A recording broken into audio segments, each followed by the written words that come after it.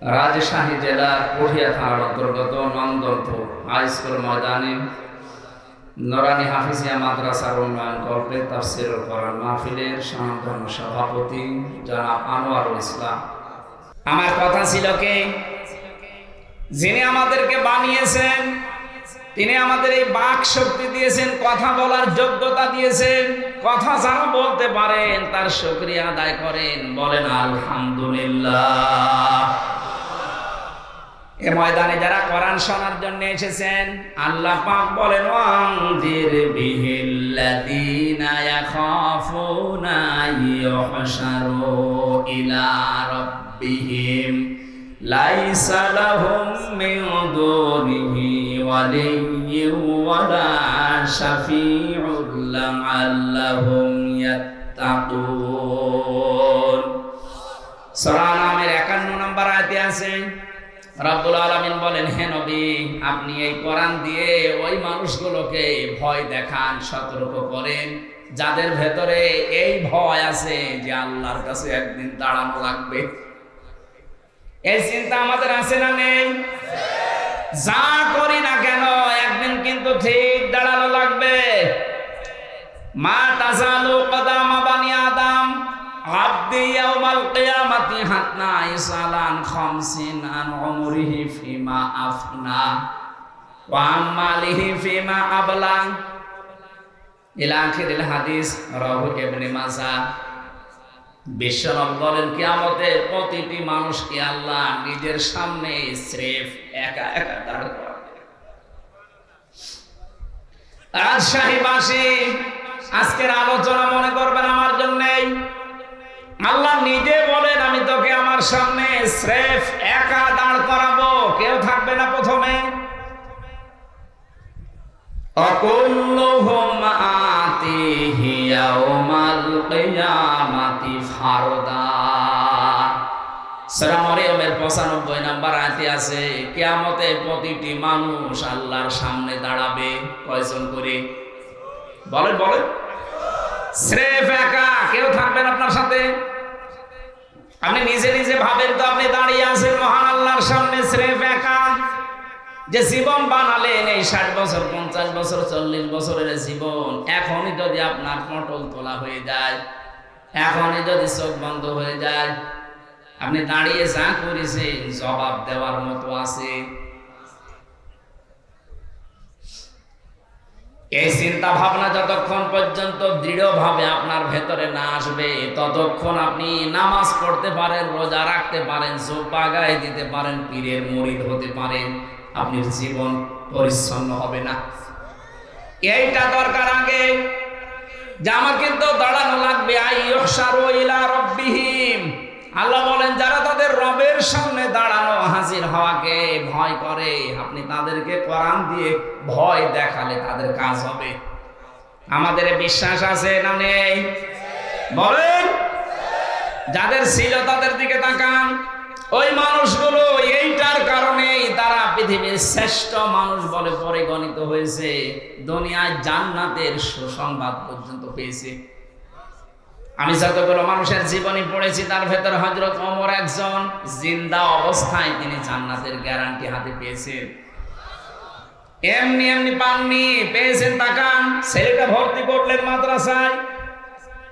হযরতে আলী ওই সময় দেশের প্রধান বিচারপতি, তিনিও তার ছেলেকে মাদ্রাসায় দিয়েছেন। বারবার টেবিল থেকে কলম ফেলে দিচ্ছে হযরতে আলীর সন্তান হুসাইন, আর বারবার হযরত ওমরের ছেলেকে বলছে আব্দুল্লাহ তুলে দাও। হযরত ওমর কিন্তু ওই সময় দেশের প্রেসিডেন্ট, তার মানে প্রেসিডেন্টের ছেলে। তিনবার কলম ফেলে দেওয়ার পরে উনি বলেই ফেললেন, বারবার কলম ফেলে দেওয়ার আমারে তুলতে বলো, আমি কি চাকর তোমার খাদেম নাকি আমি? হযরতে হুসাইন তিনিও রাগ করে বললেন, তুমি তো শুধু খাদেম না, তুমি খাদেমের বাচ্চা। উনি রেগে গেছেন।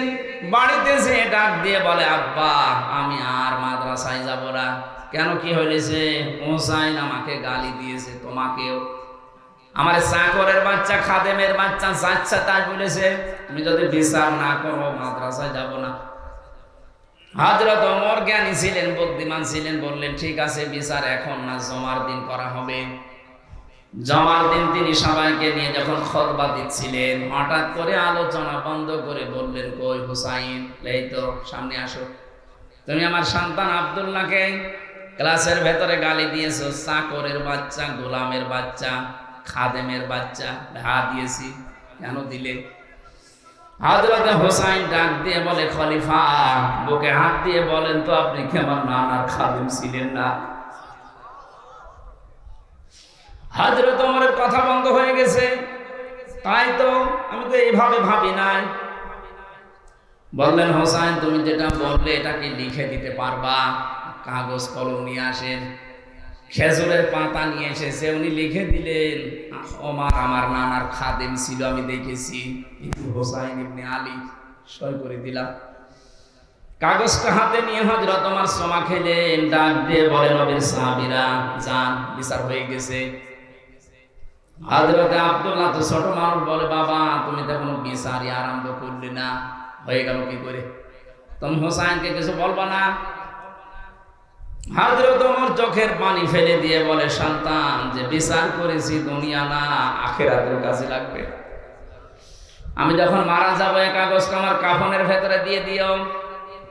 ময়দানে মাশারে যখন আল্লাহর সামনে আমি দাঁড়াবো, মহান আল্লাহ আমার পেছনের জীবন দেখে যদি বলে না একটাও আমার ভালো লাগে না, তখন এই কাগজটা দেখাবো। রব্বুল আলামিন আমার জীবনের কিছু যদি তোমার পছন্দ না হয়, কাগজটার দিকে তাকাও, তোমার নবীর নাতি লিখে দিয়েছে আমি নবীর খাদেম ছিলাম। এই ওসিলা হলে আজকে তুমি এই ময়দানে আমারে মাফ করে দাও। রাজশাহীবাসী তারা কোন সেন্সে ছিল, আমরা আছি কোথায়? আপনি স্রেফ একা ভাবেন নিচে দাঁড়াবেন আল্লাহর সামনে, এটা বলতে যত সহজ মনে হচ্ছে, শুনতে যত সহজ মনে হচ্ছে, বাস্তবতা অত সহজ না। আপনি ভাবেন তো নিজে দাঁড়িয়ে আছেন সরাসরি আল্লাহর সামনে, দুনিয়ার বিচারকদের সামনে বহু কিছু মিথ্যা সহ্য উলট পালট করা যায়, গোপন করা যায়। এমন জায়গায় দাঁড়িয়ে আছেন যেখানে সত্য মিথ্যা না সব সাক্ষী আল্লাহ নিজে। আপনার শরীর পর্যন্ত সাক্ষী দেবে। এখানে কাবা যারা তাওয়াফ করে দেখলাম, ষষ্ঠ চক্করে একটা দোয়া পড়ে কাবা শরীফ সামনে নিয়ে বলা হয়, আল্লাহুম্মা ইন্না আলাইয়া হুকুকান ফীমা বাইনি ওয়া বাইনিকা। ডাক দিয়ে বলা হচ্ছে, রব্বুল আলামিন, এই কাবার মালিক তুমি, আমি তোমার গোলাম, তোমার ভৃত্য, আমি তোমার চাকর, তোমার বান্দা, এসেছি সেই বাংলাদেশ থেকে। আমি বান্দা হিসাবে তুমি তো বহু কিছু আমাকে দিলে, কিন্তু তুমি যে আমার মালিক সেই হিসাবে জীবনে আমি কিছুই তোমাকে দিতে পারিনি। আমার দেওয়ার মতো, দেখানোর মতো আজকে আমার হাতে কিচ্ছু নেই, তবে একটা জিনিস আমার হাতে আছে, তুমি আমারে মাফ করে দাও। কোন জায়গায় দাঁড়িয়ে বলছেন এই কথা আপনি টের পাচ্ছেন? কাবার সামনে নিয়ে আল্লাহর ঘরকে।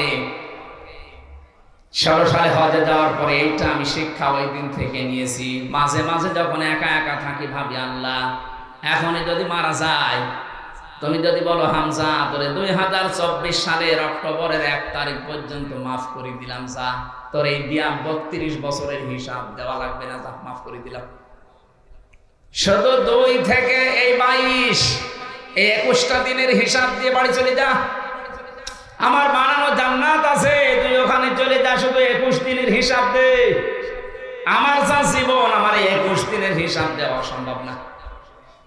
আপনারা পারবেন না? আপনারা পারবেন। বিশ্বনবীর মতো মানুষ প্রতিদিন কমপক্ষে 100 বার করে এটা বলতেন, আল্লাহুম্মা, হে আল্লাহ, তোমার কাছে আমি সবচাইতে বেশি চাই এটা, যে তুমি যাই করো আমার হিসাবটা সহজ করে দিও। কিয়ামতের ময়দানে আল্লাহ যখন বিচার ব্যবস্থা বসাবেন, হিসাব এই শব্দটা শুনতে যত সহজ মনে হয়, বিষয়টা অত সহজ না। আল্লাহর বিচারে কিন্তু অবিচার বলে কিছু নেই। আল্লাহর বিচারে অবিচার আছে নেই। আল্লাহর বিচারে যদি কেউ ন্যায় বিচার মনে করে যে আল্লাহ ন্যায় বিচার করো, আপনি বাঁচবেন না। ন্যায় বিচার করলে পৃথিবীর কেউ জান্নাত পাবে না। প্রশ্ন আসতে পারে, ন্যায় বিচার করলে যদি জান্নাত না পায় তো জান্নাত পাবো কি করে? হ্যাঁ, একটা কায়দা আছে, আল্লাহ যদি মাফ করে দেয়। কথা বুঝতেছে? তাছাড়া নিজের যত ইবাদত বন্দেগী বলেন না কেন, এইটার উপরে নির্ভর করে জান্নাত আপনি হিসাবে দিতে পারবেন না। আল্লাহর এক বান্দা 1000 বছর ইবাদত বন্দেগী করার পরে বনি ইসরাইলের লোক এটা মনে মনে ভেবেছিল যে আমি যা করেছি আমি জান্নাত না যেতে পারবো না। কিয়ামতে আল্লাহ বিচার ব্যবস্থা তৈরি করেছেন ঘুমের ভেতরে, তার স্বপ্নে দেখাচ্ছেন যেন বিচার কায়েম হয়ে গেছে। আল্লাহ তারে ডাক দিয়েছে সামনে, ডাক দিয়ে বলে, বান্দা তোর জীবনের উপর আমি খুশি, মাফ করে দিলাম, তুই জান্নাতে চলে যা। লোকটার মনের ভেতরে একটু অহংকার, হ্যাঁ এত কিছু করলাম, 1000 বছর দিনের বেলা আমি রোজা রাখতাম আর জিহাদের ময়দানে কাটাতাম, আর রাতের বেলা তাহাজ্জুদের পার্টিতে কাটিয়েছি, আর আল্লাহ আমারে কিছু না বলে বললো মাফ করে দিলাম, জান্নাতে চলে যা। একটা কথা হলো, ধন্যবাদ দেবে না? আল্লাহ পাকের মনের অবস্থা বুঝতে পেরে ফেরেশতাকে বলে, জাহান্নামের যেখানে গরম উঠতে থাকে, হিট, ওই জায়গার পাশ দিয়ে একটু ঘুরিয়ে নিয়ে আয়। পাশ দিয়ে ঘোরাচ্ছে, হঠাৎ করে পিপাসা, ছাতি ফেটে যাচ্ছে কলিজা, ডাক দিয়ে বলে, ভাই ফেরেশতারা আমার একটু পানির ব্যবস্থা করেন, আমি আর বাঁচতে পারি না। দুনিয়া না, এটা মাংনা পানি পাওয়া যাবে না, ফ্রি পানি পাওয়া যাবে না, পানি পেতে চাইলে আমাদের কিছু দেওয়া লাগবে। কি দেবো? আমার কিছু নেই। 1000 বছর ইবাদত বন্দেগী করলে 500 বছরের ইবাদত আমাদের দিয়ে দাও। সে কাছে দিলাম, আগে পানি দেন। পানি খাবারের পরে মানুষের প্রসাবের প্রয়োজন দেখা দেয়। প্রসাব যখন লেগেছে বলে, আমি প্রসাব ফেরবো, আমার জায়গা ঠিক করে দেন। এখানে এরকম কোনো জায়গা নেই, ব্যবস্থা করতে পারি, ওই বাকি 500 বছরের ইবাদতের সওয়াবও দেওয়া লাগবে, আমার জীবন বাঁচে না। মানুষের যখন হুঁশ হারা হয়ে যায় তখন দিক দাঁড়া ঠিক থাকে না, তাড়াতাড়ি বলছে, নেন আমার আগে ব্যবস্থা করে দিন। প্রসাব করার পরে আল্লাহ ডাক দিয়েছেন, বান্দা 1 গ্লাস পানি ভেতরে ঢোকালে আর 1 গ্লাস বের করে ফেলে দিলে, এইটার জন্য জীবনের সব কিছু তুমি দিয়ে দিলে। প্রতিদিন 1000 বছরে কিছু না করলো 1 গ্লাস পানি খেয়েছো, প্রতি গ্লাসের জন্য এরকম 500 বছরের ইবাদত দেওয়া লাগবে, তারপরে জান্নাত যা। এখানে বিষয়টা অনেক জটিল এবং কঠিন। খলিফাতুল মুসলিমিন হযরত ওমরের মতো মানুষ এই শব্দটাকে সামনে নিয়ে যদি এই চিন্তা ভাবনায় থাকে, আমাদেরও কোনো চিন্তা আসার দরকার আছে না নেই? এজন্য কিয়ামতে আল্লাহ কাউকে দল সহ ডাকবেন না, প্রথমে ডাকবেন স্রেফ কয়জন করে? একা। বলেন বলেন। এই আয়াত থেকে প্রমাণ পাওয়া যায় বাংলাদেশ, ভারত, পাকিস্তানে এই 3টা বিষয় বেশি। যারা বলে যে কিয়ামতে আমার বাবা যান, আমার দাদা যান, লক্ষ লক্ষ মুরিদ নিয়ে উঠবে, এটা ডাহা মিথ্যা কথা, এটা আয়াতের সাথে মেলে না। আপনি যদি প্রমাণ করতে পারেন কিয়ামতে এক একজন পীর লক্ষ লক্ষ মুরিদ নিয়ে মিছিল করতে করতে উঠবে, তাহলে এই আয়াত কেটে বাদ দিয়ে দেন। সূরা মারিয়াম 16 নম্বর পারা 10 নম্বর পৃষ্ঠা 15 নম্বর লাইনের শেষ নাম্বার রুকুর 95 নম্বর আয়াত। যত তাফসির আমি পড়েছি বাংলাদেশে, সব মুফাসসির এক কথা বলেছেন যে কিয়ামতে আপনাকে আল্লাহর সামনে দাঁড় করাবে আল্লাহ কয়জন করে। এটা বিচারের প্রথম স্টেপ। এরপরে বিচারের দ্বিতীয় ভাগ। আল্লাহ বলেন, এবার আর তোরে একা ডাক দেব না। ইয়াউমা নাদউ কুল্লা উনাসিন বিইমামিহিম। সূরা বানী ইসরাঈল 71 নম্বর আয়াতের প্রথম অংশে আছে, 15 নম্বর পারা 8 নম্বর পৃষ্ঠা 3 নম্বর লাইনে আছে। এটা ফি জিলালিল কোরআনে পাবেন তাফসিরে। আল্লাহ পাক বলেন কিয়ামতে প্রতিটি মানুষকে এবার দ্বিতীয় স্টেপে আর একা ডাক দেওয়া হবে না, প্রতিটি মানুষকে আল্লাহ তার বিচারের ফয়সালার জন্য ডাকবেন তার নেতার সাথে। কার সাথে? এই শব্দটা শুনে কি রাজনীতি মনে হচ্ছে? নেতা এই শব্দটা শুধু দুনিয়ার সাথে জড়িত না, এটা আখিরাতের সাথে জড়িত। সত্যি কথা বলছে, যদি দুনিয়ায় যদি এটা শেষ হয়ে যেত, কসম এই আয়াত আমি পড়তাম না।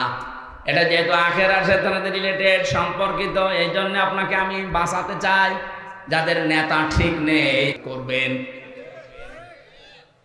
নেতা ওইগুলো নয়, যে মানুষগুলো দুনিয়ার ময়দানে ইসরাফ করে, যে মানুষগুলো দুনিয়াতে বিনা কারণে অপচয় করে, অপব্যয় করে আর ফাসাদ সৃষ্টি করে, শান্তি প্রতিষ্ঠার জন্য কাজ করে না। এটা আমি বানালাম। হ্যাঁ, আপনি কথা বুঝতেছেন? সূরা শুআরায় আছে 19 নম্বর পারা 12 নম্বর পৃষ্ঠার 5 নম্বর লাইনের 151 152 নম্বর আয়াত। এটাও তাফসিরে ইবনে কাসিরে আছে। ওয়ালা তুতিউ আমরাল মুসরিফিন আল্লাযীনা ইউফসিদুনা ফিল আরদি ওয়ালা ইউসলিহুন। বলেন আল্লাহু আকবার। আল্লাহ বলেন ওই নেতার অনুসরণ করা জায়েজ নেই যারা ইসরাফ করে, যে মানুষগুলো অপচয় করে, অপব্যয় করে। এদেশে অপচয় 15.5 বছরে হয়নি। বলেন, একটা ব্রিজ বানাতে যদি 1 কোটি টাকা বাজেট করা হয়, অন্তত 4 বার 5 বার নিয়ে আসা হয় ওটার বাজেট। অথচ প্রথমে 1 কোটি টাকা যা দিয়েছে ওটা হয়ে যাওয়ার কথা ছিল। আপনি যে অপচয় করলেন, এইরকম যদি সামনে কেউ করে, ওই রকম নেতার অনুসরণ করা জায়েজ নেই, হারাম। পরের শব্দ আরো কঠিন, আল্লাযীনা ইউফসিদুনা ফিল আরদি, জমিনে যারা ফাসাদ সৃষ্টি করে। ফাসাদ কি? না না, ফাসাদের 9টা ব্যাখ্যা আছে তাফসিরে। 1 নম্বরে ফাসাদ মানে মানুষের তৈরি করা নিয়ম নীতি, আইন কানুন। বাসী কোরআন হাতে নিয়ে বলছি, আল্লাহর কসম আমি আপনাদের বাঁচাতে চাই। আল্লাহ বলেন আল্লাযীনা ইউফসিদুনা ফিল আরদি, জমিনে যারা ফাসাদ সৃষ্টি করতে চায়। এর 9টা অর্থ আছে। 1 নম্বরে যারা মানুষের তৈরি করা আইন কায়েম করতে চায়, এদের অনুসরণ করা হারাম। এটা এ পর্যন্ত থাক, বাইরে যেন নিয়ে যাবেন না। না না, বাইরে নিয়ে দরকার নেই, এ পর্যন্ত থাক। সুতরাং বাস্তবতা এটা, যারা শান্তি স্থাপন করার জন্য কোনো ভূমিকা রাখে না, যত অশান্তির কারণ, এই মানুষগুলোর অনুসরণ করা জায়েজ নেই, এটা হারাম। এরপরও যদি কারো বিবেক না খোলে, আমার মনে হয় ওর বিবেকের উপরে কুকুরে প্রসাব করিস। অবশ্য ঠিক, কোন পাগলের পাল্লায় পড়লাম বলো তো।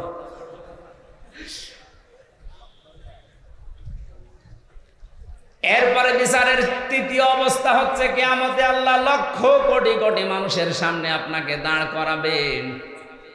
এবার অবস্থা আর খারাপ হবে। এজন্য মাঝে মাঝে মনে হয় আল্লাহ নামের আগে আলেম লিখে দিয়েছে, মানুষেরা আলেম মনে করে। কিয়ামতে যখন এই জ্ঞানের উপরে আমার আমল না থাকবে, কোটি কোটি মানুষের সামনে ঠিক এই সম্মানের জায়গায় ঠিক উল্টা অপমান করা হবে। এই জন্য যে যত বড় দায়িত্বে আছে, যে যত বড় চেয়ারে আছে, বড় জায়গায় আছে, তার দুনিয়াতে দায়িত্ব কিন্তু তত বড়। ওই লোকটা যদি ওই দায়িত্ব সঠিকভাবে পালন করতে না পারে, কিয়ামতে বিচারে আল্লাহর কাঠগড়ায় ধরা খাবে। এই দেশের সবচাইতে বড় মসজিদ, কেন্দ্রীয় মসজিদ যেটা বাইতুল মুকাররম, কথা বলেন না কেন? জাতীয় মসজিদের যিনি এখন খতিব হয়েছেন, শ্রদ্ধাভাজন ব্যক্তিত্ব, বড় বড় আলেম বাংলাদেশে যদি 5 জন থাকে, তার ভেতরে তিনি একজন। হাদিসের উপরে অনেক পাণ্ডিত্য আছে তার। আল্লামা মুফতি আব্দুল মালিক হাফিজাহুল্লাহ, ওনার এখন সব চাইতে বড় দায়িত্ব হচ্ছে ওই ময়দানে, ওই জায়গায় বসে এই জাতিকে সংশোধনের জন্য যত সঠিক হক এই কথাগুলো তুলে ধরা। খতিব ওবায়দুল কাদের কে? খতিব ওবায়দুল্লাহ সাহেব যেভাবে তুলে ধরতেন, ওবায়দুল হক। আমার মনে হয় এখন আমরা যে খতিব পেয়েছি একজন যোগ্য, আমরা চাই এই যোগ্যতা তিনি যেন কাজে লাগান। এতদিন যাদের পেয়েছিলাম তারা জালেমদেরকে নাম দিত কওমি জননী। জনগণ পিটিয়ে বিদায় করেছিল, এত জোতা মেরেছে তার দিকে জনগণ। ও বলছে না, আমার গায়ে কোনো জোতা লাগেনি। আপনি এইরকম কথা বলতে পারলেন? আমরা আশা করছি, আকাঙ্ক্ষা করছি, তামান্না করছি, যিনি আমাদেরকে এখন পথ দেখানোর জন্য দায়িত্ব নিয়েছেন কেন্দ্রীয় মসজিদের, তার ভূমিকাও হবে ঠিক ওই রকম। কথা বলেন না কেন? ওখানে থেকেও যদি জাতিকে সংশোধনের কথা, সঠিক কথাগুলো তুলে ধরতে না পারে, কোনো ভয় যদি পেছনে কাজ করে, তাহলে ওই জায়গায় বসে থেকেও জবাব দেওয়া লাগবে কিয়ামতে। আমার মনে হয় জাতীয় মসজিদের এই কথাগুলো বিভিন্ন মিডিয়ার মাধ্যমে সারা দেশের মানুষের কাছে যেমন পৌঁছায়, ওনার দায়িত্বটাও এখন অনেক বেড়ে গেছে। নামাজ পড়া যে এরকম ফরজ, কি কথা বলে দেখো, ঠিক এইরকম ফরজ এই পৃথিবীতে আল্লাহর দিন কায়েম করা। নামাজ পড়া ফরজ, নামাজের 27টা শিক্ষা, এইগুলো আমরা অনেককেই বলতে দেখি। দিন কায়েম করা ফরজ, এই কথা অনেকে তো বলেই না, আর বলতে গেলেই মানুষ রাজনীতি মনে করে। বিশ্বনবী 13 বছর মার খেয়েছিলেন মক্কা, এই কথাগুলো বললে অনেকে কান্নাকাটি করে। অথচ উনি যে 10 বছর মদিনার রাষ্ট্রপ্রধান ছিলেন, এই কথা বলতে গেলে এটা রাজনীতি। আমি তাদের উদ্দেশ্যে একটা ছোট্ট কথা বলছি, কয়েক মিনিটে খেয়াল করবেন। আমি গতানুগতিক কথা বলছি না, চিন্তা ভাবনা করে বলছি। আমি দেখতে পাচ্ছি এই চরিত্রের মানুষ এই দেশে এখন বাড়তেছে।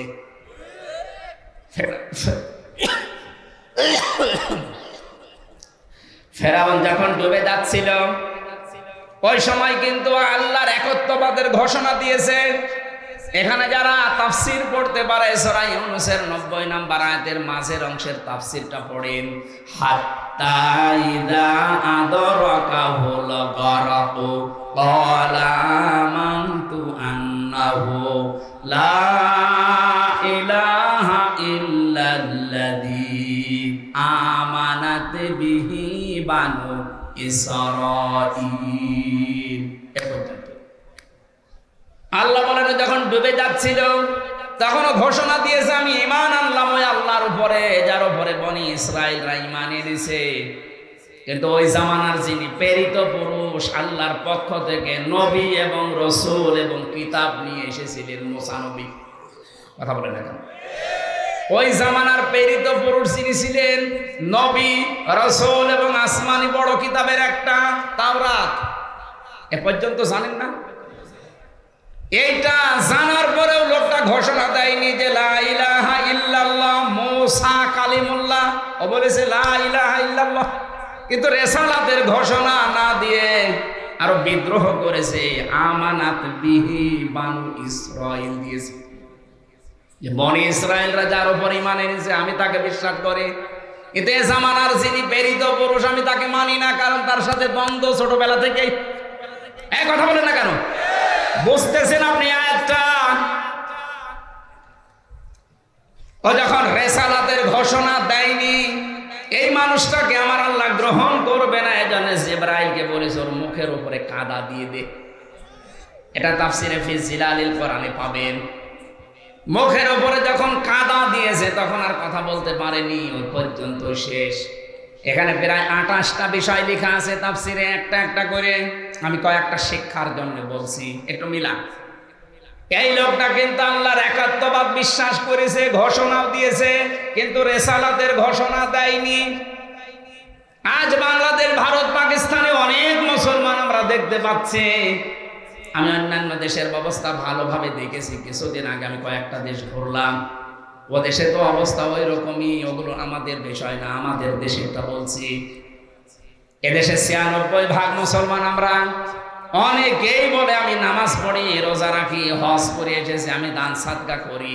বলেন তো এই যে 4টা বিষয় বললাম, এই হুকুমগুলো কার?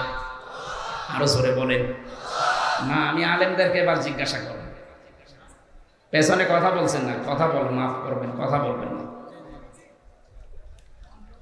এই যে 4টা বিষয় বললাম, লোকজনকে জিজ্ঞাসা করলে বলবে আমি নামাজ পড়ি, রোজা রাখি, হজ করে এসেছি, দান করি। এই 4টা বিধানই কার? এই 4টা হুকুম কার? আরো জোরে বলেন কার? আপনি তো এই কথা বলেন, স্বীকারও করেন যে আমি তো মানি।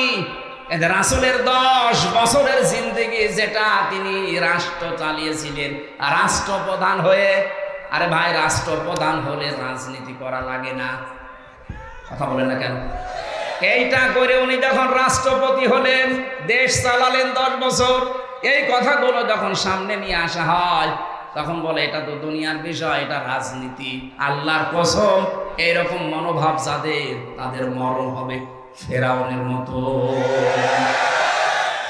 নেন এবার কোন হুজুর নিয়ে আসবেন এই আয়াতের ভুল বের করেন। যদি দেখেন না ভুল ধরার কায়দা নেই, তাহলে আপনাকে মেনে নেওয়া লাগবে। আল্লাহর বিধান আপনি যেইভাবে মানেন, রাসূলের বিধান ঠিক ওইভাবেই মানা লাগবে।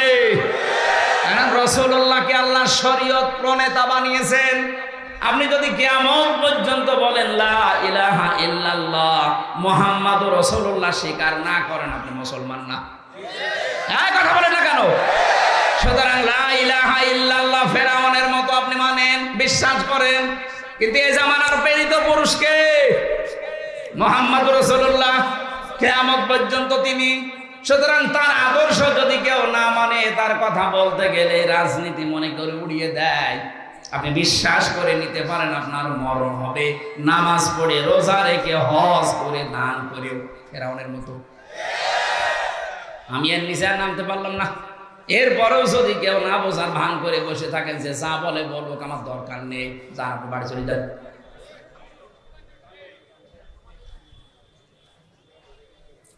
কিয়ামতের ওই কঠিন ময়দানের দৃষ্টান্ত দিচ্ছিলাম, যেহেতু তিনি আমাদেরকে ডাকবেন প্রথমে একা, এর সাথে নেতার সাথে, এর বাদে সবার সামনে। আল্লাহ রাব্বুল আলামিন ওই ময়দানে মাহশারে আমাদেরকে যেন অপমান না করেন।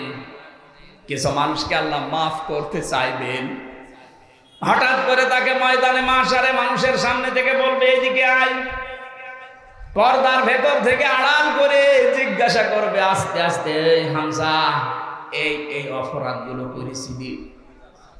যেহেতু সব প্রকাশ হয়ে গেছে, সব সাক্ষ্য তার সামনে, তখন মাথা নিচু করে বান্দা বলবে আল্লাহ হ্যাঁ আমি স্বীকার করলাম। এমন কাকত মিনতি আরম্ভ করবে, কারণ চারিদিকে তো কেউ নেই, পর্দা দিয়ে ঘেরা, শুধু আল্লাহর সামনে লোকটা একা। তাফসিরে মুফাসসির লিখেছেন শেষ পর্যন্ত আল্লাহর রহমতের যে দরিয়া আছে, জোশ পয়দা হবে, ডাক দিয়ে বলবে বান্দা তোরে আফসোস, অনুশোচনার অনুকম্পা দেখে আমি তোরে এই মুহূর্তে নিজে দয়া করে মাফ করে দিলাম। হাদিসটা পড়ার পরে আমার মনে হয় মাঝে মাঝে আল্লাহ ওই জায়গায় যেন আমার মতো একজন থাকে, যে কাউকে নেই, স্রেফ একা, পর্দার ভেতরে ডাক দিয়ে আমাকে তুমি একা একা জিজ্ঞাসা করো হামজা এই করেছিলি? আমি স্বীকারও করব, কারণ আমি এখনই স্বীকার করছি সবার সামনে যে আমি অপরাধী। কথা বলে না কেন? এই বাংলাদেশে যে তাওবা গুলো হয়, এখানে যারা ইমাম আছে, মসজিদে গেলে তাওবা পড়ায়, পীরের দরবারে তাওবা পড়ায়, এগুলো একটা তাওবার বাক্য, কিন্তু তাওবা এর নাম না। কোরআনে কারিমের সূরা জুমারের 53-54 নম্বর আয়াত ভালো করে তাওবা যদি কেউ করতে পারে, ওর জীবনের অপরাধগুলো আল্লাহ শুধু মাফ করবে না, পুরাটা মাফ করে জায়গাটা নেকি দিয়ে পাল্টিয়ে দেবে। আজকের এই ময়দানে এসে এই সুযোগটা কাজে লাগাতে চাই, যেহেতু এসেছি আমরা ভালো হওয়ার জন্য। কথা বলেন ঠিক কিনা? আজকে জীবনের অপরাধগুলো শুধু মাফ করে বাড়ি যাব তা না, যেহেতু তাওবা করলে অপরাধ শুধু মাফ হয়ে যায় না, ওই জায়গাটা আল্লাহ নেকি দিয়ে পুরা পাল্টিয়ে দেয়। আজকে যেন এইটা করে বাড়ি যেতে পারি। এটা সূরা ফুরকানের ভেতরে আছে 71 নম্বর আয়াতে, ফাউলাইকা ইউবাদদিলুল্লাহু সাইয়্যাতিহিম হাসানাত। দুইটাই বহু বছর। কোন মানুষ যখন ঈমান আনার পরে তাওবা করার সিদ্ধান্ত নিয়ে বাড়ি থেকে এই ময়দানে আসবে, ও যদি সত্যি এ কথা মন থেকে বলে আল্লাহ আমি কিন্তু আজকে ভালো হয়ে যাব, আল্লাহ বলেন ওই মানুষগুলোর পেছনের অপরাধ সব আমি আল্লাহ আমার গফুর আর রহিম নামের খাতিরে মাফ করে জায়গাটা নেকি দিয়ে পাল্টিয়ে দেব। আমার এই 32 বছর আমি যদি সত্যি এরকম মন নিয়ে আজকে এখানে তাওবা পড়তে পারি, যেটা কোরআনে কারিমের সূরা জুমারে আছে, ওই শর্তগুলো মেনে নিয়ে আমি 100% আজকে বিশ্বাস করতে পারি আমার 32 বছরের জীবনের অপরাধ আল্লাহ মাফ করে দিয়ে জায়গাটা নেকি দিয়ে পাল্টিয়ে দেবে। আর শুধুমাত্র পাল্টাবে না ওইটা যেটা হাব্বালে বাদ, আমার দ্বারা কোনো মানুষের অধিকার যদি নষ্ট হয়, ওইটা যতক্ষণ সেই লোকটা মাফ না করবে ততক্ষণ আমার মাফ নেই। কথা বলে না কেন? এই যে 18 সালে যারা দিনের ভোট রাতে করেছিলেন, এই মানুষগুলোকে আল্লাহ মাফ করবে না এই কারণে, কারণ এই অপরাধটা শুধু আল্লাহর কাছে করেননি, করেছেন আপনি আমার কাছে। আমার সাথে যে ওসি সাহেব ছিল জেলখানায় 3 বছর, আমার মাঝে মাঝে বলতো, হুজুর নির্বাচনের আগে আমি নিজে দায়িত্বে ছিলাম, ওই ফেনীতে ছিল উনি, রাত 12টা থেকে আমার যে দলবল আছে এদেরকে নিয়ে আমি একেবারে শুরু করলাম আল্লাহর নাম নিয়ে, ফজরের আজান পর্যন্ত মারলাম। পোড়াটা সিল শেষ করার পরে গোসল করলাম, ওযু করার পরে নামাজে দাঁড়ালাম আর বলছি আস্তাগফিরুল্লাহ। সে কি আর কে মারা জিনিস? কর্মকে বিবেকে তো পরে আর মেনে নিল না যে করলাম কি। এর আগে রাতে টাকা দিয়েছিল, টাকাগুলো হালাল করার জন্য একেবারে 3-4 ঘন্টা ধরে লোকজন দিয়ে শুরু করেছিলাম, কিন্তু বিবেকটা আর মানে না। এই জন্য এখন তওবা করছি। আমি বললাম এ তওবা আপনার হয়নি, কারণ আপনি তো আল্লাহর অধিকার নষ্ট করেননি, আপনি হক নষ্ট করেছেন হামজার মতো লক্ষ মানুষ। আগে 18 কোটি মানুষের কাছে মাফ চাবেন, এরা যদি মন থেকে বলে ঠিক আছে মাফ করে দিলাম, তারপরে আপনার মাফ। লোকটা এখনো পর্যন্ত অনুশোচনা করে যে আমি করেছি কি। বলেন তো 18 কোটি মানুষের কাছে যে ওর মাফ চাওয়া সম্ভব? এর ভেতরে কত মানুষ তো মরে গেছে, তাদের কাছে আপনি যাবেন কি করে? এখানে হাত বলে বাদ, খুব সতর্ক এ বিষয়ে। আল্লাহর অধিকার আপনি নষ্ট করেছেন, সেটা আল্লাহ মাফ করে দেবে, কিন্তু বান্দার যে অধিকার হক, এটা যদি আপনার দ্বারা নষ্ট হয়ে যায়, আপনি বিশ্বাস করতে পারেন আমার কাছে না, কাবার ইমামের কাছে তাওবা করলেও আপনার মাফ হবে না। এবার আসেন তো তওবা এই দেশে যেভাবে মানুষকে আমরা শোনাই, বিভিন্ন দরবার থেকে, বিভিন্ন পীরের কাছ থেকে, বিভিন্ন হুজুররা, বিভিন্ন আলেমেরা, মসজিদের ইমাম খতিবরা পড়ায় কি আস্তাগফিরুল্লাহ হা রব্বি মিন কুল্লি যামবি ওয়া তুবু ইলাইহি, এটা পড়ায় না? না না, এটা একটা তওবার বাক্য। কোরআনে কারীম জানিয়েছে কেউ যদি তাওবা করতে চায়, ভালো করে শোনেন, তাকে 2টা শর্ত মানা লাগবে আর একটা সময় মেনটেন করা লাগবে। এটা সূরা জুমারে আছে 24 নাম্বার পারা 3 নাম্বার পৃষ্ঠার 12 নাম্বার লাইনের 53-54 নাম্বার আয়াত। এটা তাফসিরে ইবনে কাসিরে আছে। আল্লাহ পাক বলেন আনিবু ইলা রাব্বিকুম ওয়া আসলিমু লাহু মিন ক্বাবলি আইয়াতিয়াকুমুল আযাবু সুম্মা লা তুনসারুন। বলেন আল্লাহু আকবার। আমি যে 2টা শর্তের কথা বললাম, আমার বানানো না কোরআনে আছে? বলেন বলেন। আল্লাহ বলেন 1 নম্বরে শর্ত মানা লাগবে আনিবু ইলা রাব্বিকুম, যে লোকটা তার রবের দিকে ফিরে আসবে, ওয়াসলিমু লাহু মিন ক্বাবলি, আর আত্মসমর্পণ করবে রবের বিধান সামনে পেলেই। ও রাজশাহীবাসী, এই বাক্য 2টা শুনতে যত সহজ মনে হয়ে গেল, বাস্তব প্র্যাকটিক্যাল লাইফে মেলানো কত সহজ। কেউ যদি বলে আমি আল্লাহর দিকে ফিরে আসলাম, তাহলে তার জীবনে সুদ থাকতে পারে, চাঁদাবাজি থাকতে পারে, বলেন? তার জীবনে ঘুষ থাকবে না, বেপরদা থাকবে না, অবৈধ কোনো ব্যবসা থাকবে না। বলতে কেমন সোজা যে আমি আল্লাহর দিকে ফিরে আসলাম, আরে ফিরে আসতে গেলে এগুলো সব বাদ দিয়ে আসা লাগবে। এবার বলেন তো তওবা হচ্ছে কিনা আমার?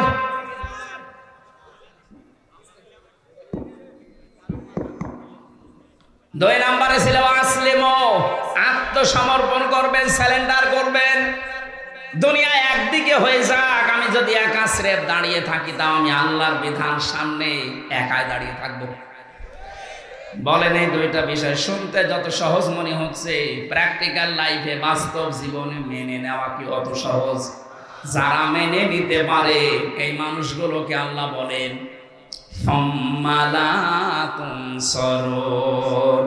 ওই আযাব আসার পূর্বে আপনাকে এই 2টা শর্ত মানা লাগবে।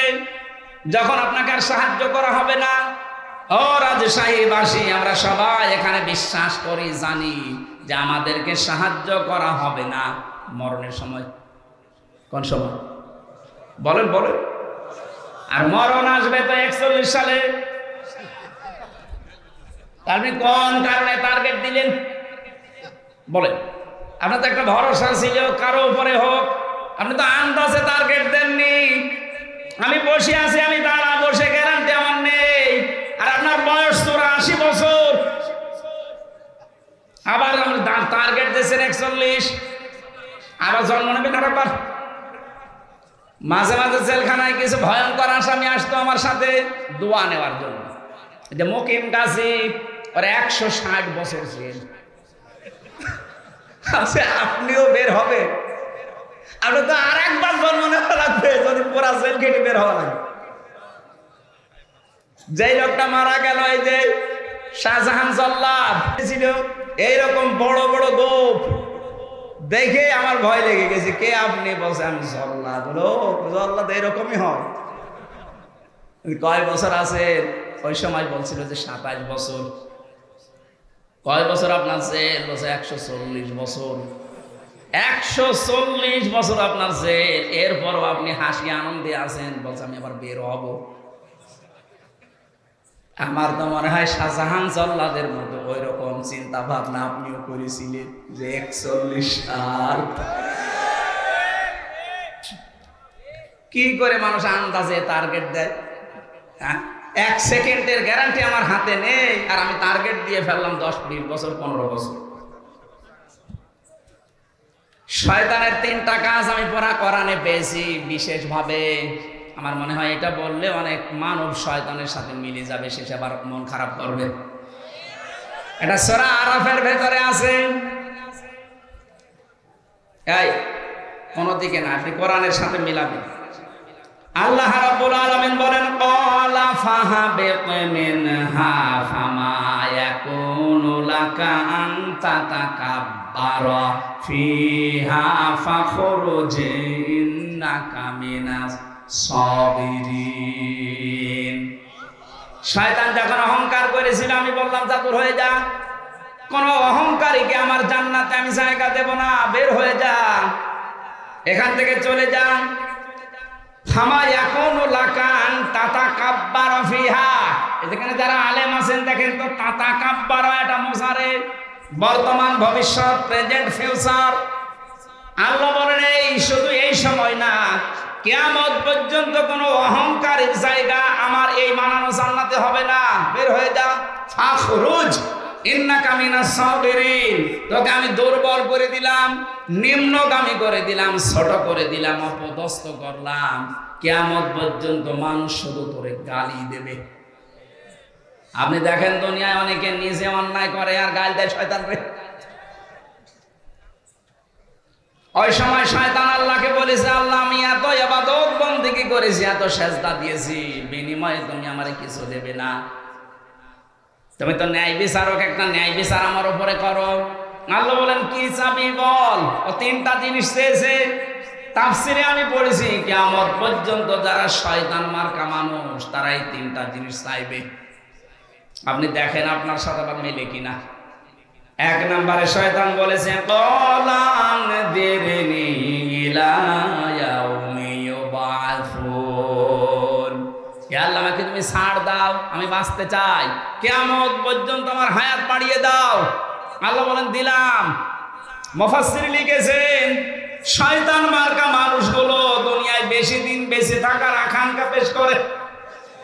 আর আপনি তাকান, তাম দুনিয়ার অবস্থা এক, শয়তান মার্কা মানুষগুলো বেশি দিন বেঁচে থাকে। এত মানুষ মরে, শয়তানের মরণ নেই, আরো বৃদ্ধি বাড়ে। 2 নম্বরে শয়তান বলেছে, ক্বালা ইন্নাকা মিনাল মুনজারিন, আমাকে ছাড় দাও। শুধু তা না, আমি অর্থ চাই, টাকা চাই, সম্পদ চাই, ক্ষমতা চাই। এই যে তাকান দুনিয়ার দিকে, ক্ষমতা, টাকা পয়সা যাদেরই বেশি, ওরা আল্লাহ রাসূলের বিরুদ্ধে বেশি।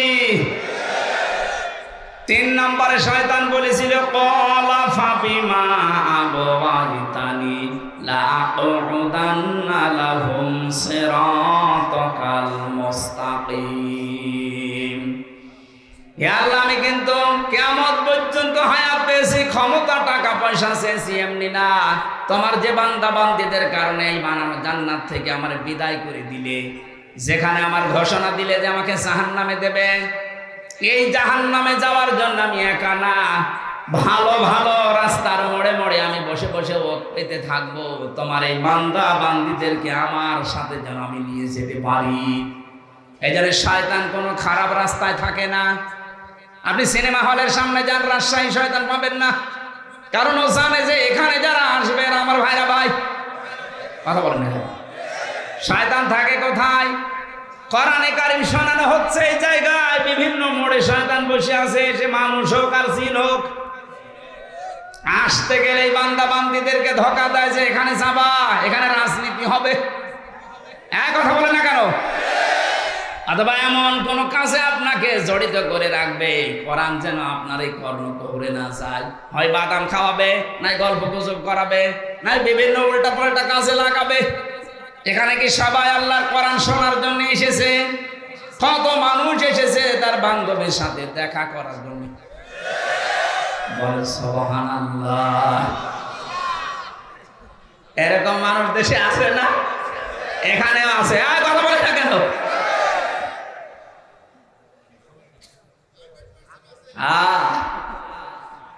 শয়তান যে তিনটা জিনিস চায়, আমরা যেহেতু মানুষ, আমরা ওই তিনটা জিনিস চাইব। বেশি দিন বেঁচে থাকার আকাঙ্ক্ষা আমাদের নেই। আমাদের আকাঙ্ক্ষা এই, মুমিন যত তাড়াতাড়ি বিদায় নিতে পারবে, তত তাড়াতাড়ি সে আল্লাহর সাথে সাক্ষাৎ পাবে। বিশ্বনবীকে অফার দেওয়া হয়েছিল, আপনি যদি বাঁচতে চান আপনাকে আমি ছেড়ে যাব। আজরাইল এসে বলছে, হযরতে আজরাইলকে নবীজি বললেন, আমি যদি বাঁচতে চাই তাহলে কতদিন? বলে যতদিন ইচ্ছা থাকতে পারবেন। তারপরে কি হবে? বলে মরা লাগবে। মানে মরাই যদি লাগে, আমি আর বাঁচতে চাই না। হযরতে জিবরাইল আর আজরাইল দুইজন মিলে বলছিলেন, ইয়া রাসূলুল্লাহ, অথচ আপনার জন্য মহান আল্লাহ ইন্তজার করতেছে, অপেক্ষা করতেছে দেখা করার জন্য। নবীজি আবু বকরকে ডাক দিয়ে বললেন, এই পৃথিবীর সব সম্পদ আল্লাহ একটা বান্দাকে দিতে চেয়েছিলেন, কিন্তু সে বান্দা সব সম্পদ উপেক্ষা করে তার মাবুদের সাথে দেখা করা বেশি জরুরি, বেশি প্রয়োজন মনে করেছেন। বলেন সুবহানাল্লাহ। নবীর উম্মত আমরা যারা দাবি করি, আমাদেরও আকাঙ্ক্ষা এই, এ দুনিয়ায় আমরা বেশি দিন বাঁচতে চাই না। বেশি দিন বেঁচে থাকার আকাঙ্ক্ষা এটা শয়তানের। বলেন, টাকা পয়সা, ক্ষমতা, পাওয়ার চাই, প্রভাব প্রতিপত্তি চাই, এইটাও শয়তানের আকাঙ্ক্ষা। আমরা যদি এইটা চাই, আমাদের উদ্দেশ্য হওয়া লাগবে এই, যেন যতদিন আছি, যত টাকা পয়সা ক্ষমতা আমার হোক, আমি যেন আল্লাহর দ্বীনে জমিনে কায়েম করতে পারি। এটা ছাড়া পৃথিবীর কোন উদ্দেশ্য নিয়ে টাকা পয়সার মালিক হওয়া জায়েজ নেই। এটা ছাড়া পৃথিবীর কোন উদ্দেশ্য নিয়ে ক্ষমতার মালিক হওয়া জায়েজ নেই। আমি কথা বোঝাতে পেরেছি? যে কথাটা তুলেছিলাম, কিয়ামতের ময়দানে আল্লাহর সামনে দাঁড়ানো লাগবে, এই চিন্তা ভাবনা নিয়ে যারা দুনিয়ার জীবন কাটায়, হে নবী আপনি তাদেরকে কোরআন দিয়ে উপদেশ দিলে দেখবেন তাদের কাজ হচ্ছে। যেহেতু এই প্রকারের মানুষ আমরা এখানে বসে আছি, আমরা তাদেরকে আজকে কোরআনে কারিমের তাফসীর থেকে কিছু শোনাতে চাচ্ছি। আল্লাহ আমাকে বলার মতো, আপনাদেরকে বোঝার মতো যোগ্যতা দান করেন, আমিন। সূরা শুআরার 214 নম্বর মাত্র একটা আয়াত পড়েছি।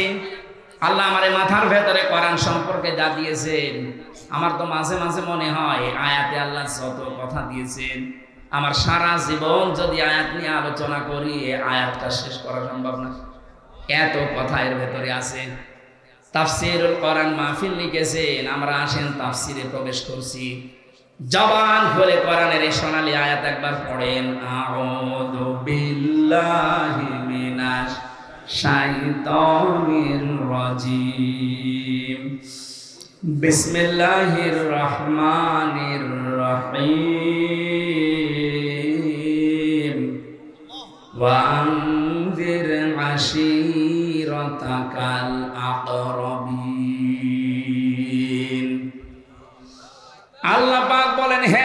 আপনার নিকটবর্তী যারা আছে এই মানুষগুলোকে সতর্ক করেন, আল্লাহর ভয় তাদের অন্তঃকরণে সৃষ্টি করেন। এই মানুষগুলোকে আপনি সতর্ক বার্তা শোনান। সামনে কিন্তু একটা মহা প্রলয়ের দিন আসতেছে। বিশ্বনবী আদেশ পাওয়ার পরে ফিরে আসলেন। এর আগে আরো যে কয়টা আয়াত পেয়েছিলেন ওই কয়টা পাওয়ার পরে খাদিজার কাছে প্রথমে এসে বলেছিলেন, ইয়া খাদিজা জাম্মিলুনি জাম্মিলুনি, খাদিজা আমি ভয় পেয়েছি, আমার জীবনের উপরে আমার আশঙ্কা হচ্ছে, তুমি আমাকে ঢেকে দাও। স্বামী যারা আছেন এবারে কথাটা শুনবেন। স্বামী নেই এখানে? হ্যাঁ, স্বামী নেই? হ্যাঁ, এবার আপনাদের জন্য হযরতে খাদিজা ওই দিন নবীজিকে ঢেকে দিয়েছিলেন আর 5টা কথা বলেছিলেন। আপনার স্ত্রী যদি এই 5টা কথা আপনার জীবন সম্পর্কে বলতে পারে, আপনার চরিত্র সম্পর্কে বলতে পারে, আপনি বিশ্বাস করতে পারেন আপনি নবীর উম্মত। আর যদি এই 5টার একটাও আপনার স্ত্রী বলেন না, মিলছে না, আপনি নবীর উম্মত হতে পারেননি। হযরতে খাদিজা ওই দিন প্রথম তাকে বলেছিলেন, কাল্লা, কখনোই না, আল্লাহি, আল্লাহর কসম, মা ইয়াখজিকাল্লাহু আবাদান, আল্লাহ কখনো আপনাকে অপমান অপদস্থ করতে পারে না, আপনাকে ভয় দেখাতে পারে না। 1 নাম্বার এটা বলার পরে তিনি বললেন, ইন্নাকা লা তাসিলুর রিহমা, আপনি তো রক্তের সম্পর্ক ঠিক রাখেন। ও রাজশাহীর মা বোনেরা, ও ভাইরা যারা স্বামী আছেন, আপনার স্ত্রীর পক্ষ থেকে এই সার্টিফিকেট আপনি কি পেয়েছেন? না, পাবেন না। আপনার স্ত্রী কোনোদিন আপনাকে বলেছে যে না আমার স্বামী যাই করুক সে কিন্তু রক্তের সম্পর্কগুলো ঠিক রাখে? অথচ এখানে অনেক বুজুর্গ বান্দা বসে আছে, নামাজ 5 ওয়াক্তের জায়গায় 6 ওয়াক্ত পড়ে, তাহাজ্জুদ মিলে, অথচ নিজের আপন ভাইয়ের সাথে রক্তের সম্পর্ক ঠিক রাখে না। নিজের বোনের জমি জায়গা নিয়ে ঝামেলা করে তার সাথে সম্পর্ক কাট করে দিয়েছে। এক কথা বলে না কেন? রক্তের সম্পর্ক যাদের সাথে আছে দুনিয়া একদিকে হয়ে যাক, এদের সম্পর্ক কিন্তু ঠিক রাখা লাগবে। এটা এত দামি বিষয়। সব যখন আল্লাহর বানানো শেষ, তখন এই যে রক্তের সম্পর্ক, যেটা রেহেম বলা হয় আরবিতে, এইটা আল্লাহর পা চেপে ধরেছে, কুদরতি পা। ডাক দিয়ে বলে, মাবুদ তুমি তো সবাইকে সবকিছু বললে, তা আমার বিষয় কিছু তো বললে না। আল্লাহ বলেন, রেহেম, হে রক্তের সম্পর্ক, তোমার বিষয় আমার ফায়সালা, তোমার সাথে সম্পর্ক যারা ঠিক রাখবে আমি আল্লাহ তাদের সাথে আছি, আর যারা তোমার সাথে সম্পর্ক ঠিক রাখবে না আমি আল্লাহ তাদের সাথে নেই। অথচ বাংলাদেশে আমলটা নেই। ধর্মাত্মীয় পাঠিয়েছে কুষ্টিয়ায়, মাসে মাসে 3 বার করে যায়, অথচ নিজের আপন বোন এই পুঠিয়া বাজারে 10 বছরে একবার যায় না। কথা বলে না কেন? রক্তের সম্পর্ক যাদের কাছে আছে এটা খেলাছোড়া বিষয় না। দুনিয়ার কোন স্বার্থের জন্য যদি আপনি 3 দিন তার সাথে কথা বন্ধ করে মরে যান, আপনার জীবনের সব বন্ধ, আপনি জাহান্নামে যাবেন। এখানে 3 দিন না, 3 মাস না, 3 বছর না, 30 বছর নিজের আপন বোনের সাথে কথা বলে না, এরকম মানুষ আছে। অধিকাংশ পরিবারে আমরা দেখতে পাচ্ছি এখন স্বামী তার রক্তের সম্পর্কগুলো ঠিক রাখতে পারে না তার স্ত্রীর কারণে। হ্যাঁ, কথা বলে না কেন? অথচ বিশ্বনবী জানিয়েছেন, কোন স্ত্রী যদি চায় যে আমার স্বামী আরো বেশি দিন বেঁচে থাক, আমার স্বামীর সম্মান বেড়ে যাক, আমার স্বামীর প্রভাব প্রতিপত্তি টাকা পয়সা আরো বেশি হোক, সে যেন তার স্বামীকে বারবার তাকিদ দেয়, স্বামী তুমি যাই করো অন্তত রক্তের সম্পর্কগুলো ঠিক রাখো। কিন্তু এইটা বলার পরিবর্তে আরো আমাদের রক্তের সম্পর্ক নষ্ট করার পেছনে দায়ী এই বউগুলো। হ্যাঁ বলেন। আর এই বউকে বারবার তাকিদ দেয়, ওকে কান পড়া দেয় ওর মা আর ওর বড় বোন। এটা বেশি বলে ফেললাম না? আজ 100টার প্রায় 98টা পরিবারের সমস্যা এই। কি হয়েছে আপনার? আপনি নিজের মা বাবার জন্য খরচ করলে তো স্বামীকে বাহবা দেন, আর তার নিজের মা বাবা তাকে যে 25 বছর পর্যন্ত শ্রম দিয়ে দিয়ে মানুষ করেছে, তার ওই বোনটা, তার ওই ভাইটা, চাচা, ফুফু, তাদের জন্য কিছু করলে আপনার মন পাওয়া যায় না। আপনার মন এত ছোট কেন? এরকম ছোট মনের বউ আছে কার হাত বলেন তো? একজন। তাহলে ওয়াজ করে করবো এই এলাকায়? আমার মনে হয় এই আয়াত পড়ার দরকার নেই, আমি অন্য আয়াত পড়ি। যা বসে আছে এসব তো আল্লাহর ওলি। আলহামদুলিল্লাহ এলাকায় মেয়েরা অনেক ভালো। রাজশাহী তো না, আমি তো হাসির খোরাকি দেয়নি ভাই। এটা যে কত মারাত্মক অপরাধ। স্ত্রী স্বামীর সার্টিফিকেট দিচ্ছে, আপনি ভয় নেই।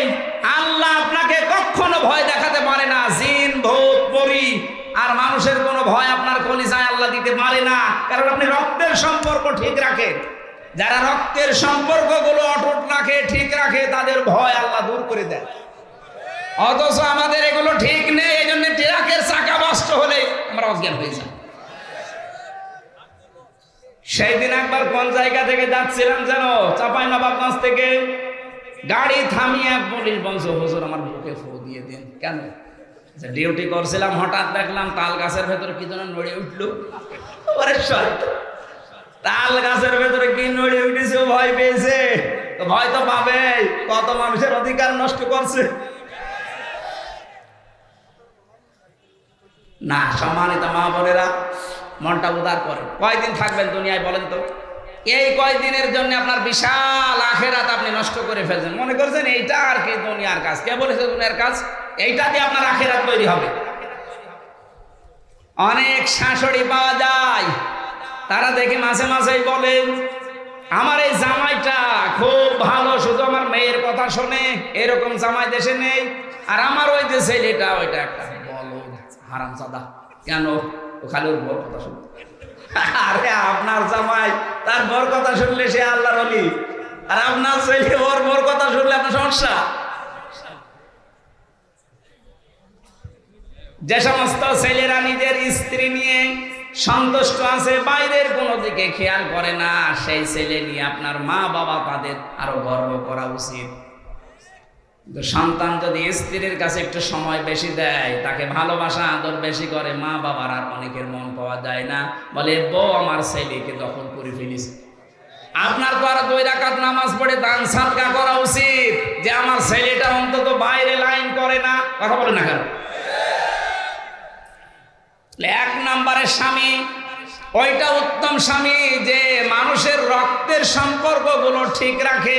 আর এইটার জন্য যারা সাহায্য করতে পারে সেটা আপনার স্ত্রী, আপনার শাশুড়ি, আর শাশুড়ির বড় মেয়েটা। অনেকের হয়তো বড় যে শেষ নেই, তারা বেশি বেশি। 2 নম্বরে নবীজির স্ত্রী বললেন স্বামী আমার ভয় পাবেন না। আপনার কোনো ভয় নেই, আপনাকে আল্লাহ অপমান অপদস্থ করবে না। তাকসিবুল কাল্লা, তাহমিলুল কাল্লা, হাদিসের 2 নম্বর পয়েন্ট এটা। তাহমিলুল কাল্লা, আপনি মানুষের বোঝা বহন করেন, দুঃখের বোঝা, ঋণের বোঝা, বিভিন্ন কষ্টের বোঝাগুলো আপনি বহন করেন। আপনাকে আল্লাহ কোনো বোঝা দিতে পারে না। অথচ বাংলাদেশে আল্লাহর নবীর উম্মত অনেক দেখেছি, তারা মানুষের বোঝা হালকা করা দূরের কথা, আরো বোঝা চাপিয়ে দিয়েছে।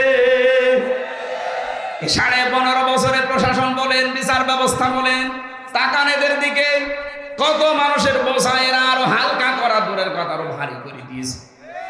বিনা কারণে বাড়ি থেকে একটা ছেলেকে আপনি তুলে নিয়ে গেলেন, ওই পরিবারে একটা বোঝা তৈরি করে দিলেন। যিনি পালিয়েছে তার দিকে তাকান, লক্ষ কোটি কোটি টাকা নিজের দলের লোকের নামে, আত্মীয় স্বজনের নামে বাইরে পাঠিয়ে দেশটাকে একটা ঋণের বোঝা দিয়ে গেলেন। এদেশে এখন কেউ জন্মগ্রহণ করলে তার মাথার উপরে 1 লাখ টাকা ঋণ। কথা বলছেন? এই যে 1570 জন মানুষ মারা গেল, 2780 জন মানুষ এখনো হাসপাতালে বেডে কাতরাচ্ছে। কারো 2 হাত নেই, কারো পা নেই, কারো চোখ নেই, কারো অন্ডকোষ নেই। এই মানুষগুলো তার পরিবারের জন্য মা বাবার কাছে বোঝা না, ভাই বোনের কাছে বোঝা না। কথা বলেন না কেন? এই বোঝা যিনি দিয়ে গেলেন উনি নবীর উম্মত দাবি করতে পারেন। নবীর উম্মতের বাইরে যারা আছে তারা কি? সে যা বলেন বলেন। নবীর উম্মত হতে হলে আপনাকে মানুষের বোঝা হালকা করা লাগবে। সে ঋণের বোঝা হোক, দুঃখের বোঝা হোক, কষ্টের বোঝা হোক, আর আপনি বোঝা দিয়ে গেলেন। এই 2780 জন মানুষ সারা যারা এইভাবে পঙ্গু হয়েছে আপনার কারণে। এই মানুষগুলো এখন দেশের জন্য, পরিবারের জন্য, সমাজের জন্য বোঝা। এক কথা বলেন না কেন?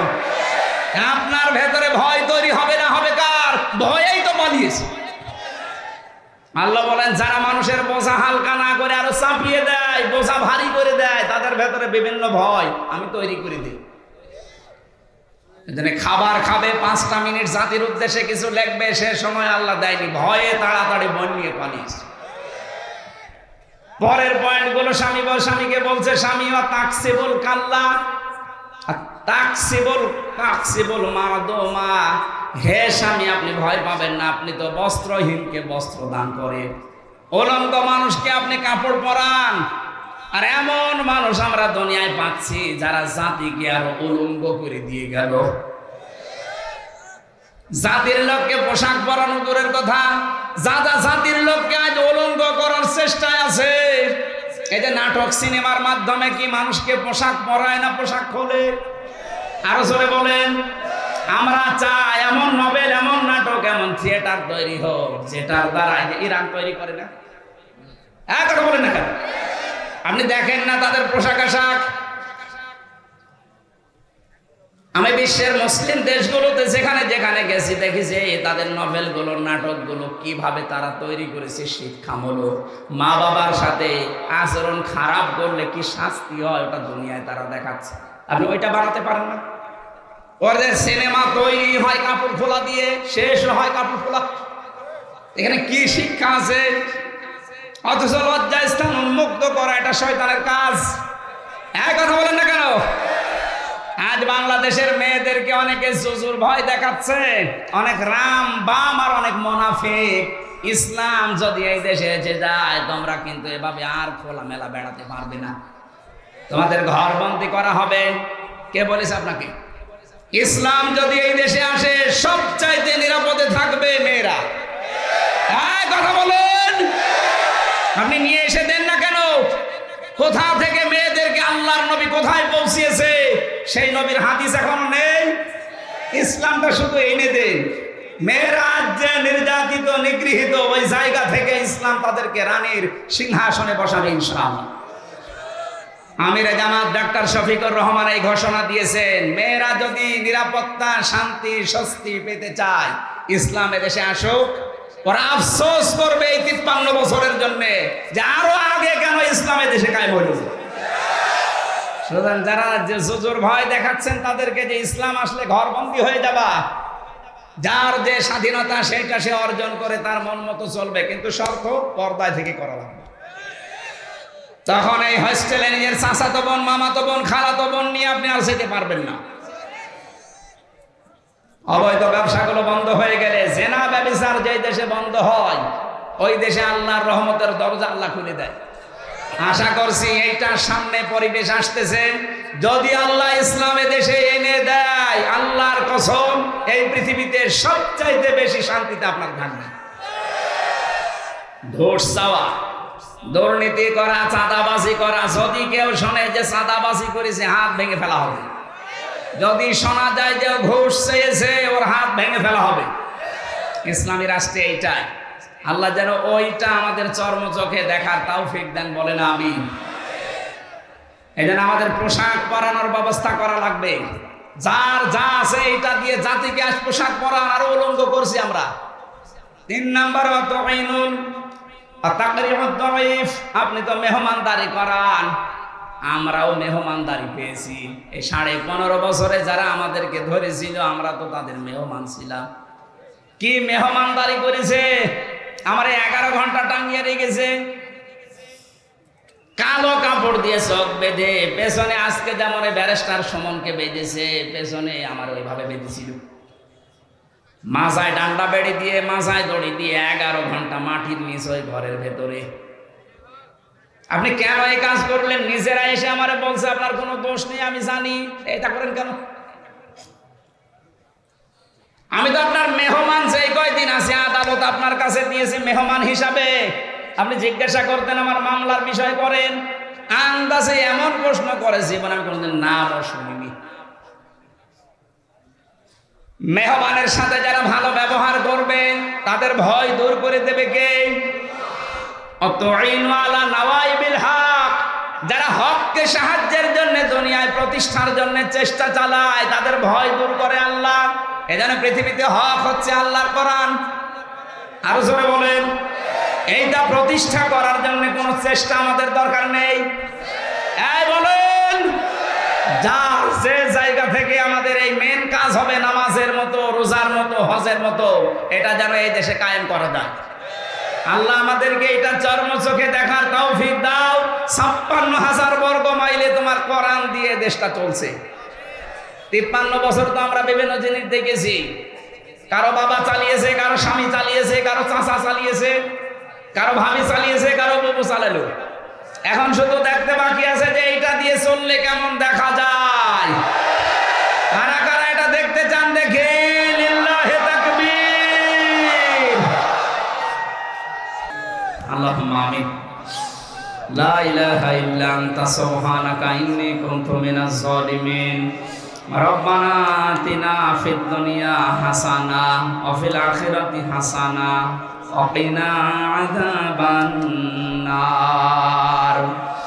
আল্লাহ তাআলা, গভীর রজনী পর্যন্ত কোরআনের কথাগুলো আমরা শুনেছি, যতটুকু শুনলাম বাস্তব জীবনে সেট করে দাও।